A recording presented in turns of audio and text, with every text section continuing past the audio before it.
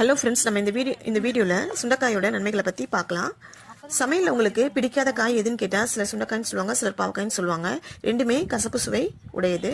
ஆனால் கசப்பு சுவையும் நம்ம உடம்புக்கு தேவைதான் இல்லையா? சுண்டைக்காயை வேணான்னு சொல்கிறவங்க கூட அதோட பயன்களை பற்றி தெரிஞ்சுட்டா கண்டிப்பாக உணவில் சேர்த்துப்பாங்க. ஏன் ஃபேவரட்டாக மாறக்கூட சான்ஸ் இருக்குது.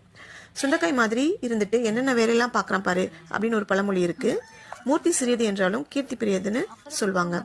சுண்டைக்காய் அளவில் சிறியதாக இருந்தால் கூட அதோட பயன்கள் பெரியது. சுண்டைக்காயில் பல வகைகள் இருக்குது. இதில் மலை சுண்டைக்காய் கசப்பு சுவை அதிகமாக உடையது. நம்ம வீட்டு அருகில் வளரக்கூடிய சுண்டைக்காய் பால் சுண்டைக்காய்ன்னு சொல்லுவாங்க. இதில் கசப்பு சுவை குறைவாக இருக்கும். இதில் நார்ச்சத்து புரதம் அதிகமாக இருக்குது. இரும்பு சத்து பொட்டாசியம் மாங்கனீஸ் போன்ற தனிமங்கள் அதிகமாக இருக்குது. வாங்க சுண்டைக்காயோட பயன்களை பற்றி பார்க்கலாம். சுண்டை வற்றல் வயிற்று வலி, உப்புசம், ஏப்பம் இது போன்ற பிரச்சனைகளை சரி பண்ணுது. செரிமான பிரச்சனைகளை குறைக்குது. வயிற்றில் உள்ள புழுக்களை உடனடியாக கொல்லும் தன்மை கொண்டது. சில நேரங்களில் சோர்வாக இருக்கும் வயிற்றோட செயல்பாடுகளை விரைவுபடுத்த சுண்டை வற்றல் உதவுது.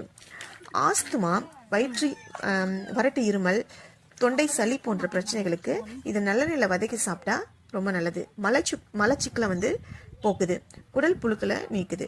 வைட்டமின்கள் A, C, E போன்ற அத்தியாவசியமான வைட்டமின்களை உடம்புல அதிகமாக்குது. ஆன்டி ஆக்சிடென்ட் நிறைந்தது. உடல்ல உள்ள கெட்ட கொழுப்புகளை கரைக்க உதவுது.